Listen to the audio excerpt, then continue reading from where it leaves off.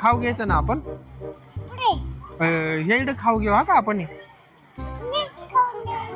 खाऊ घेऊ ना बाळा मम्मी कुठे गेली बा ए गणपत आला पोराला घेऊन का टाकेल ना बाजारात त्याला खाऊ बी चाललं का नाही काय रडू नका पोरा. खाऊ निघाला का तू खाऊ घेऊ ना खाऊ बी पोराला काय घेऊन द्यावा बाळा, थांब ना पिल्लू रडू नाही